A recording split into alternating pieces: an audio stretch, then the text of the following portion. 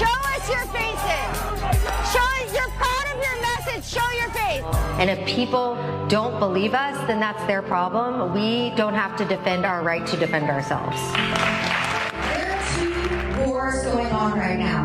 There's the war on the ground in Israel, and there's the war on social media. We are tired of begging the world to see what should be so obvious. פעם ליזי סבצקי חיה את החיים הטובים של נערה בטקסס. I was a cheerleader. I grew up singing on a country music show. I was out a lot. I was partying a lot. I had all the right friends. I had all the right clothes. פעם היא לא הייתה דתייה. לא הייתה ממוקדת בצרות של ישראל ושל העם היהודי. לא היה לה קהל של מעל 400,000 עוקבים. אחת המשפיענות הגדולות בעולם היהודי. Today is a very, very lonely day for the Jewish people.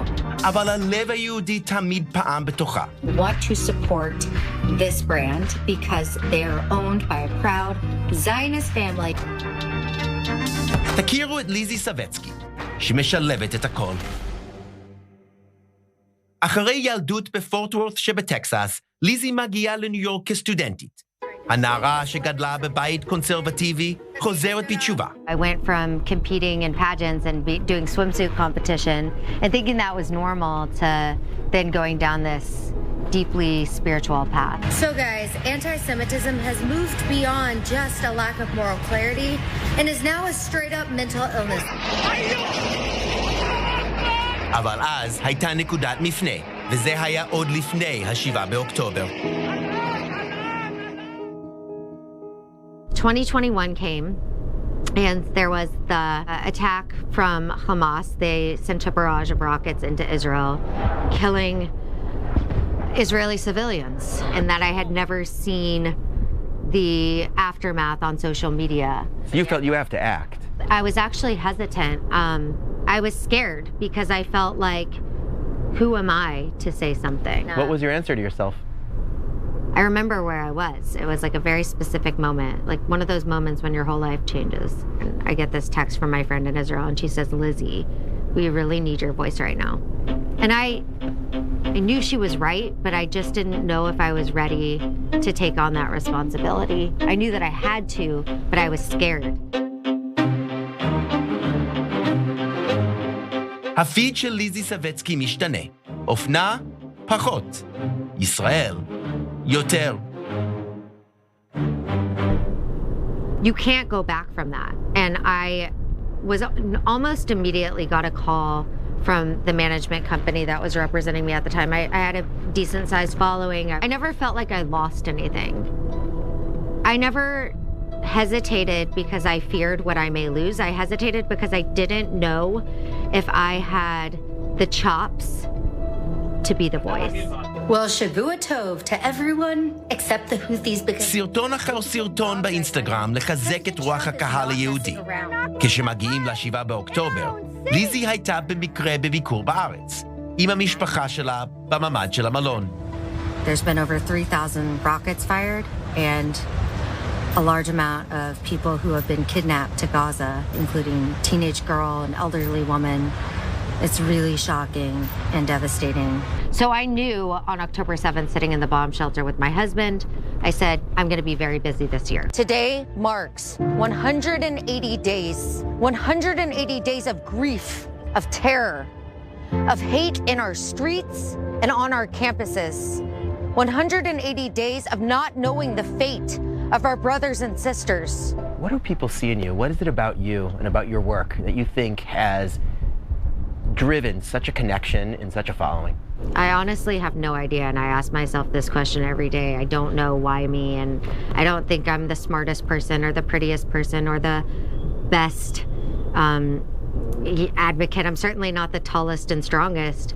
I really don't know, and I think maybe just that I did it, that I took the leap.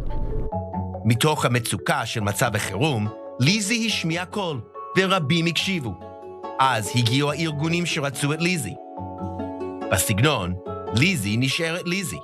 פוליטית, חל שינוי.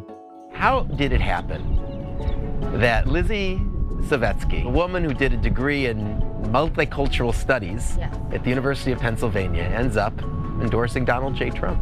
I went to lunch with my family, and so we go to lunch and we're walking back from lunch and we're blocked from crossing the street because there are 100,000 pro-Palestinian protesters, and the cop is stopping us. The police officer is stopping us.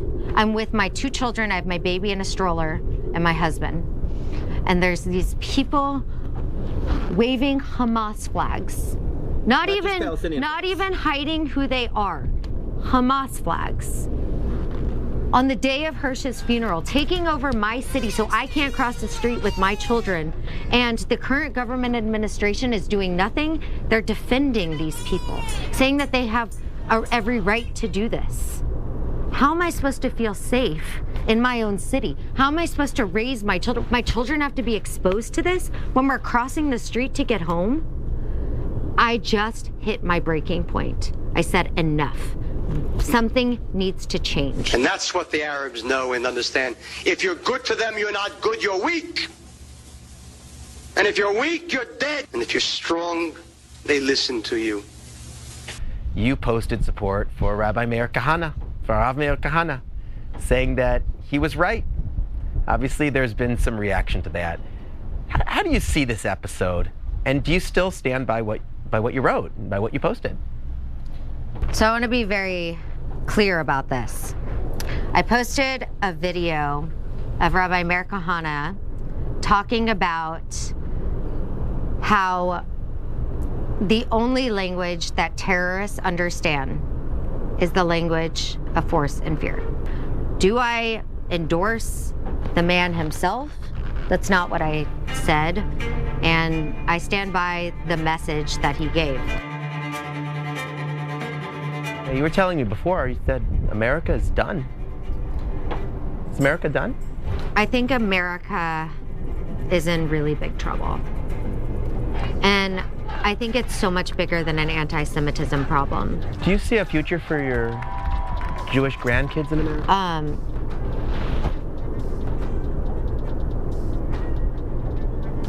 Here's what I'll say. I am doing everything that I can, and I get out of bed every single day and do what I do because I want a better future for my children. But most days I feel like I'm being called back home here. And I made a joke actually the other day, but I'm half serious when I say it. Like, what is the cure for anti-Semitism? Aliyah. Do you see your future here? I dream about moving to Israel. It's something that I think is inevitable. It's just a matter of time. And it gets harder and harder with every trip to go back home. But with that said, I plan to make the most of however many days I have left in New York, trying to fight for the future of Jews there, because we shouldn't have to move to Israel by force. We should do it by choice.